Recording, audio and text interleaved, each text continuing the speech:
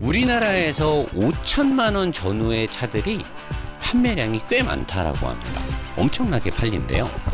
그리고 또 5천만 원대 SUV들은 아빠들의 가장 필요한 차이기도 하고, 또 젊은 친구들도 뭐 캠핑이라든가 레저 활동으로도 많이 쓰고 있고, 또 이 급의 차들이 포진이 꽤 많아요. 그래서 여러분들한테 반드시 알려줘야 될 것 같아서 5천만 원대 신차를 지금 기준으로 하고 있습니다. 신차 출고를 기준으로 하고 있는데, 티구안이 5천만 원대 딱 들어가죠. 소렌토 산타페가 들어가요. 자, 티구안은 디젤도 있고 가솔린도 있어요. 소렌토도 디젤 2.2가 있고 가솔린 2.5 터보가 있고 1.6 하이브리드가 있어요. 세 가지의 엔진을 선택할 수 있는 장점이 있죠. 팰리세이드 마찬가지로 검증된 2.2 디젤과 가장 고장률이 적다는 3.8 가솔린 엔진을 선택할 수 있고요. 모하비는 V6 단 한 가지의 6기통 디젤 대신에 프레임 바디와 6기통 디젤을 지원하고 있습니다. GV70은 깡통 모델을 사야 되지만 완전히 개깡통은 아니고 조금 옵션이 들어간 걸로 해서 사륜의 2.5 터보를 선택할 수 있습니다. GV70도 디젤이 있죠. 근데 대부분은 다 2.5 가솔린을 선택을 하죠. G4 엑스턴 프레임 바디의 디젤 엔진의 쌍용차고 덩치 대비 가격이 가장 쌉니다. 4천만 원대로 살 수가 있습니다. 엄청나게 써요. 체감으로는 모하비 대비해서 거의 1,500만 원 이상 저렴하게 구매할 수 있는 장점이 있어요. BMW X1과 볼보 XC40도 살 수가 있는데 너무 작아서 과연 얘네들을 가족용 SUV로 볼 수 있느냐? 볼 수 없다라는 의견이 많아서 가격에는 포함이 되지만 가볍게 지려밟고 무시하고 가도록 하겠습니다.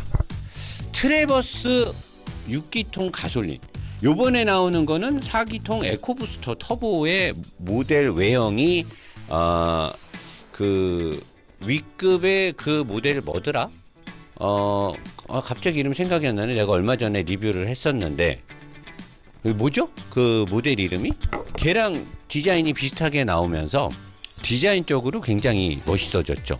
그래서 요거 타오랑 디자인이 비슷해서 타오. 슈라라님 알려주셔서 감사합니다. 익스플로러가 있네요. 여기다가 익스플로러를 넣도록 하겠습니다. 익스플로러. 그 다음에 혼다의 CR-V는 요번에 새로 나왔죠. 디자인, 노사장이 실내외 디자인을 제일 많이 깠는데 실내외 디자인이 좋아지고 가솔린 하이브리드 모델이 있고요.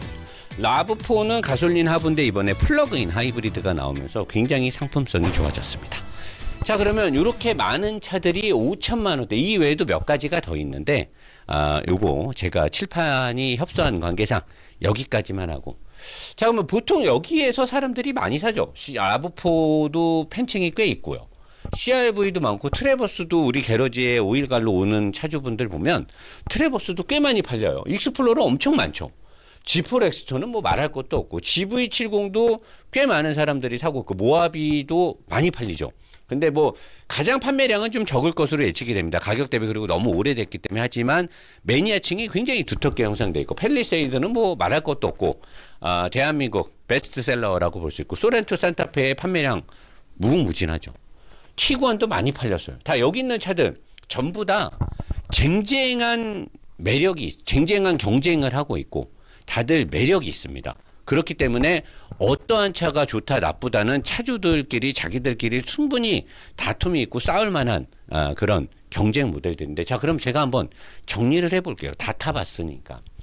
덩치하고 옵션빨이 SUV, 특히나 가족이 타고 또 타는 시간이 많죠. 놀러 다니고 뭐하고 하니까 옵션빨도 중요해요. 덩치하고 옵션빨이 필요하다라고 하면 사실 덩치와 옵션빨은 소렌토, 산타페 얘네들이 점수를 많이 받을 수밖에 없죠. 90점 가까이 받아도 되죠. 팰리세이드 같은 경우는 5천만 원대로 가면 거의 옵션 많이 때려 넣을 수 있거든요. 얘는 95점 줘도 되죠. 덩치하고 옵션빨. 모하비도 5천만 원대에서 옵션 거의 다 들어갑니다. 모하비를 뭐 6,600 주고 사진 않으니까요. 얘도 덩치 옵션빨 하면 90점 받아도 돼요. GV70은 덩치랑 옵션빨이 50점밖에 안 되죠. 옵션빨하고 덩치도 티구안이 50점밖에 받을 수가 없어요. 차가 작잖아요. G4 렉스턴도 덩치하고 옵션빨 90점 받을 수 있어요. 근데 얘는 앞에 수식어가 따라붙죠. 쌍용, 짱츠의 싼마이. 이 왠지 모르게 언제부턴가 쌍용차를 타게 되면 싼마이를 타고 다닌다는 무시를 받는 시선. 노 사장은 절대 그렇게 생각하지 않는데 사람들이 그렇게 보더라고요. 그래서 G4 렉스턴을 선택할 때 굉장히 망설일 수밖에 없는, 사람들이 나를 싼마이로 보지 않을까. 왜냐면 이게 어떻게 보면 안 비싼 차일 수도 있지만 우리나라 정서의 5천만 원대 SUV는 굉장히 좋은 차거든요. 근데 내가 이 급을 사는데 나를 싼마이로 취급을 할 수 있고, 또 현대 기아차에 비하면 렉스턴 쌍용이 옵션이 딸릴 수밖에 없기 때문에 덩치로는 사실 점수를 많이 받는데 덩치에 비해서 엔진도 너무 왜소하고 옵션은 좀 별로 안 좋기 때문에 90점은 주나 앞에다 싼마이 90이라는 걸 꼭 붙여서 해야 된다는 거고, 익스플로러는 옵션이 아주 좋다라고 볼 수는 없어요. 왜냐면 아무래도 미국 차다 보니까 그래도 있을 건 웬만큼 다 있기 때문에 얘도 덩치도 그렇고 알루미늄 합금의 어떤 차체 설계 같은 걸 봤을 때 얘도 덩치 옵션빨에서 90점을 충분히 받을 수 있고, 트래버스도 90점을 충분히 받아도 되죠. CR-V 라브4는 옵션도 좀 부족하고 덩치도 작죠. 얘네도 마찬가지로 덩치하고 옵션빨은 50점밖에 받을 수가 없습니다. 그래서 덩치라든가 옵션빨을 생각하는 대형급에 준하는 SUV를 원하는 분들은 모하비나 팰리세이드나 소렌토 산타페 중에, 또는 싼마이 G4 렉스턴이나 익스플로러나 트래버스 중에 선택을 해야 돼요. 그렇기 때문에 덩치가 필요한 SUV를 사는 사람들은 다 이 차를 삽니다. 제가 여기 게러지를 운영하면서 많은 차주분들이 오일을 갈러 오잖아요. 우리가 지금까지 3,000대가 넘는 자동차에 엔진 오일을 갈았는데 와서 사람들 얘기하는 거 보면 다 보여요.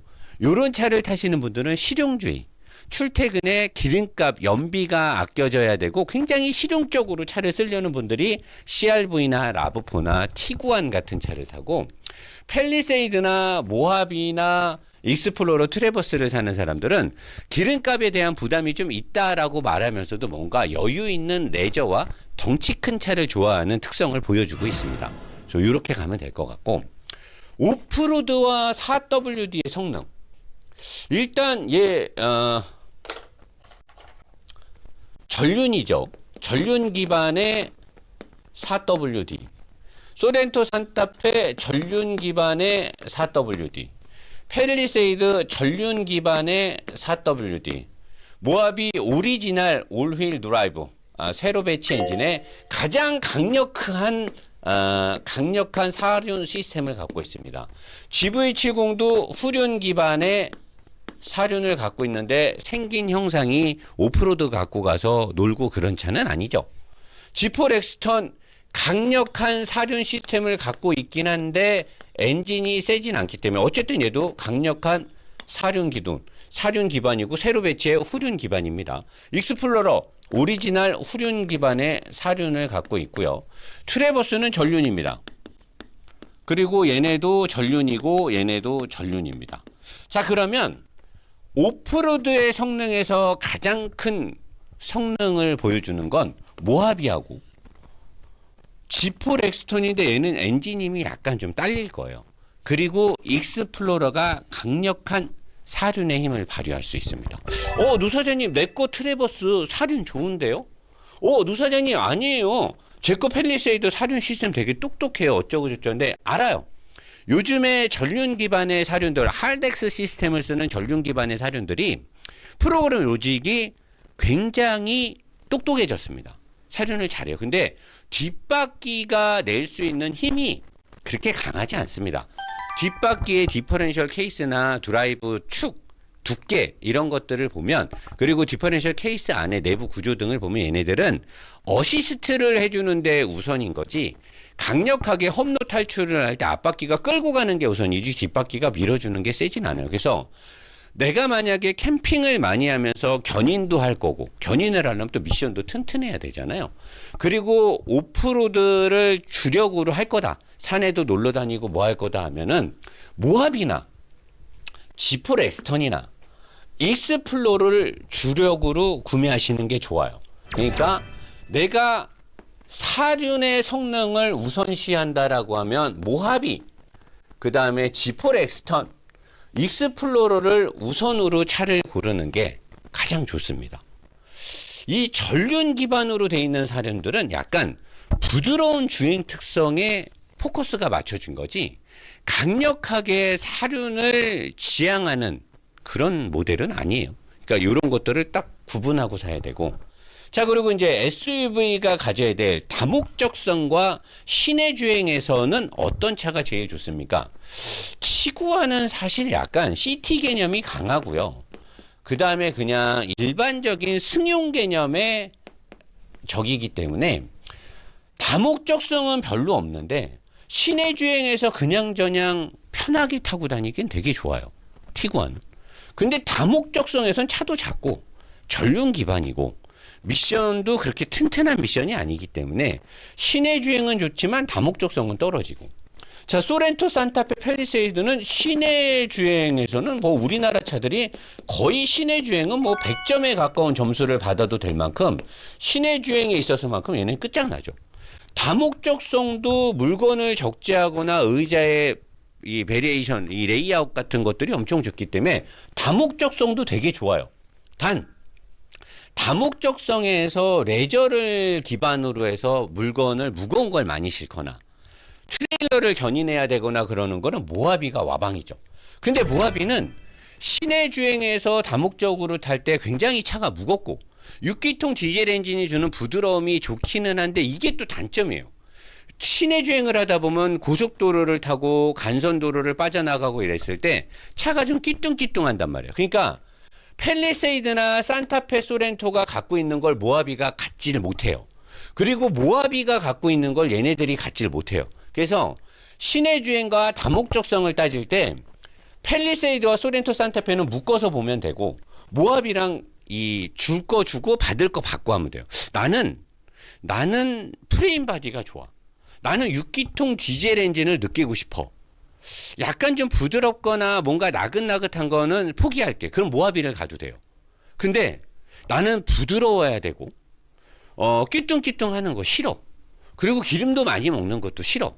그리고 프레임 바디라서 뭔가 거기에서 오는 단점들이 느껴지는 게 싫다면 무조건 산타페나 소렌토나 팰리세이드를 사야 돼요. 얘네들이 옵션을 많이 넣으면 모하비에 옵션이 없는 거랑 비슷해요. 근데 모하비가 사실 한 등급 위고 모하비가 더 비싼데, 만약에 내가 세단이 있잖아요.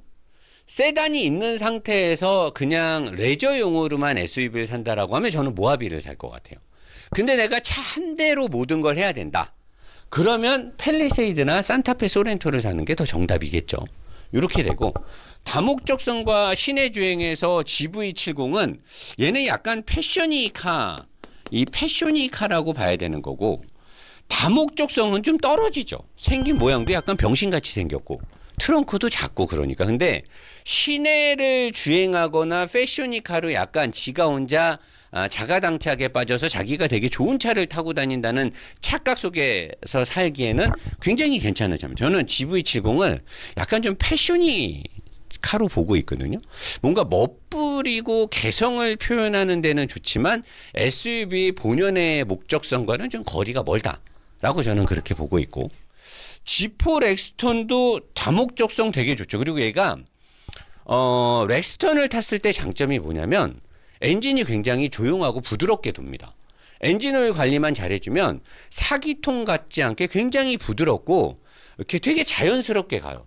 근데 뭔가 세게 달릴 때나 뭔가 브레이킹을 할 때나 뭔가 코너를 돌 때 부족한데 그냥 살살살 타고 다니기에는 얘도 다목적성도 좋고 시내 주행도 완전히 좋아요. 단 좀 격하게 몰려고 했을 때 엔진힘이 부족하고 어떤 지오메트리 특성에서 부족함이 있는데 속도를 높이지 않고 저렴한 값에 싼 마이 그까이 거 무시하고 탄다라고 하면 다목적성과 시내 주행도 렉스턴이 굉장히 뛰어납니다. 익스플로러는 시내 주행에서는 별로 좋진 않아요. 얘는 쭉 달릴 때 좋습니다. 그리고 좀 세게 달릴 때 고속에서 먼 거리를 갈 땐 되게 좋은데 시내에서 깨작깨작 탔을 때 익스플로러는 그닥 좋지 않아요. 마찬가지로 트래버스도 고속도로를 올리는 순간 차가 너무 좋은데 시내에서만 살살 다니면 미국 차, 둘 다 미국 차잖아요. 시내에서만 다닐 때는 별로 좋진 않아요. 얘네들은. 단 다목적성은 되게 좋죠. 튼튼하고 하체 구성 야무지게 생겼고 성능도 되게 좋습니다. 근데 미국 차답게 시내 주행은 아니다. 얘도 시내 주행은 아니다. 자, 그러면 CR-V와 라브4는 어떠냐? 아까 제가 얘기했듯이 실용적이고 연비를 중요시하고 출퇴근을 하는 사람이 많이 사는 것처럼 시내 주행은 얘네들은 110점 줘야 돼요. 얘도 시내 주행 110점 줘야죠. 자, 그러면 다목적성은 어떻습니까, 노사장님? 없죠. 시내 주행에 모든 포커스를 두고 연비와 크기를 작게 해서 도시명 SUV로 만들어 놨기 때문에 얘네들은 그냥 도시명 출퇴근용 이런 SUV이기 때문에 그냥 사실 아반떼나 소나타에 준하는 급의 차를 SUV처럼 만들어 놓은 거라서 사실 구조 자체가 세단하고 거의 같거든요. 그래서 얘네들은 시내 주행만을 많이 하고 조금의 부피 있는 거를 싣고 다닌다라고 하면 아주 좋지만 다목적성을 기대하기엔 얘네는 완전히 꽈당이다. 그럼 대충 여러분들 알겠죠? 아, 다목적성은 이런 차가 좋구나. 내가 다목적성이 필요해. 그리고 내가 출퇴근하는 차는 따로 있어. 나는 출퇴근은 대중교통을 할 거야. 레저로 주말에 쓸 거고 한 번 타면 국도라든가 고속국도라든가 이런 데를 타고 놀러. 이런 차들 아주 좋겠죠. 아주 좋죠. 나는 놀러 다닐 일이 없는데 시간도 없는데 나는 그냥 조금 부피 있는 짐 싣고 뭐하고 높은 운전 자세가 좋고 연비도 좋고 이런 게 좋아. 그러면 이런 걸 사야 되는 거죠.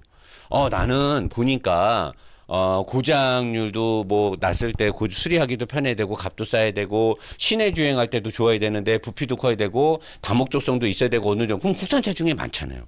국산차 중에 골라야 돼요. 자, 그리고 이제 요 부분을 저는 되게 중요시 하거든요.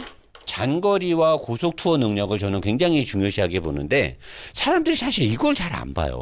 자동차는 사실 이게 되게 중요하거든요. 장거리나 고속 투어. 티구안 장거리나 고속 투어 점수 60점밖에 안 되죠. 소렌토, 산타페 고속 투어라든가 장거리 주행 능력 70점도 채 안 나오죠. 팰리세이드 한 70점 정도 나오죠. 모하비 장거리나 고속 투어를 할 때 한 60점밖에 안 납니다. 왜 이렇게 점수가 짜냐고요? 달려보세요.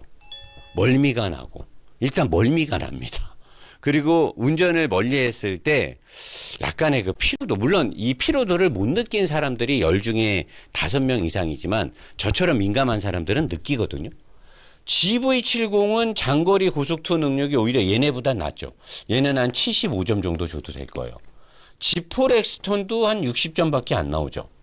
근데 익스플로러나 트래버스는 장거리나 고속투어 능력이 80점이 넘습니다. 미국 차답게 이 부분이 굉장히 잘 돼 있어요. 그래서 사실 저는 익스플로러랑 트래버스를 2급에서는 가장 저는 좋게 봐요. 팰리세이드 이 세 개를. 모하비도 좋게 보는데 모하비는 좀 뒤뚱거려서 내가 다른 차가 있다면 모를까 한 대만 사면 저는 모하비는 안 사는데 얘네들은 한 대만 샀을 때 살만해요. 제가 봤을 때는 고속 투어 능력이 아주 뛰어납니다. 미국 차들은 일단 대륙횡단을 해야 되고 넓은 거리를 가야 되기 때문에 달리기 시작했을 때 멀리 가야 될 때의 특장점이 굉장히 뛰어납니다. 그래서 저는 익스플로러랑 트래버스가 그런 부분에서 상당히 높은 점수를 받을 수 있고 CR-V와 라브4 또한 장거리나 이런 데서는 60점밖에 받을 수가 없는 거죠. 자, 그러면 예전처럼 점수를 딱딱딱 매길 수가 없는 게 점수를 매기기에 애매한 부분들이 있어서 그러는데 제가 지금 이 칠판에서 한 내용들을 여러분들이 찬찬히 돌려보면 내가 SUV를 선택할 때 무엇이 중요한지는 본인이 알 거예요. 내가 출퇴근 용도로 쓸 건지 레저 용도로 쓸 건지 가족과 함께 뭘 쓸 건지를 다 보고 노 사장님 의자의 배열이나 구성도 그거는 내가 알려줄 수가 없죠. 여러분들이 어떤 가족 구성을 갖고 있는지, 아기가 몇 명인지, 또 뚱땡인지, 키가 작은지, 키가 큰지 제가 알 수가 없잖아요. 그건 여러분들이 매장에 가서 앉아볼 수 있잖아요. 이거 주행이라든가 나처럼 리뷰를 통해서 철저하게 분석하는 건 여러분들이 할 수 없지만 가서 앉아보는 건 여러분들 할 수 있잖아요. 가서 앉아보세요. 의자 배열은. 여러분들이 그걸 확인하면 되고, 그 다음에 덩치나 옵션빨이나 성능이라든가 다목적 시내주행 장거리, 요거는 여러분들이 선택을 할 수 있는 거야. 아, 나는 요게 중요해. 나는 요게 중요해. 근데 노 사장 얘기 들어보니까 그거는 얘가 점수가 높아. 아니, 요거는 얘가 점수 높아. 그걸 사면 돼요. 그럼 후회가 없는 거예요. 5천만 원대 SUV 시장은 생각보다 차들이 많습니다. 얘 말고도 더 있어요. 그렇다는 건 이 시장이 굉장히 크다라는 거를 반증하고 있는 거예요. 엄청나게 많은 사람들이 이 가격대의 차를 사기 때문에 이 가격대의 차들이 많은 거예요. 가장 많이 팔리는 차가 아닐까 싶어요. 5년 전인가 4년 전부터 SUV 판매량이 세단보다 많아졌어요. 그리고 SUV 중에서는 어느 가격대가 제일 많이 팔려? 이 가격대가 제일 많이 팔리는 거예요.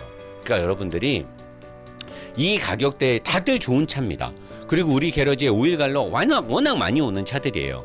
다 오너들이 이 차를 선택하는 이유들을 제가 물어보는데 그런 것들을 다 제가 조합해서 이렇게 칠판에서 여러분들이 알려드리는 거니까 5천만 원대 SUV를 구매할 때 제가 지금 말씀드린 내용을 잘 분석해서 정말 본인에게 꼭 맞는 차를 구매했으면 좋겠습니다. 자, 자리로 가서 나머지 질문을 받도록 하겠습니다.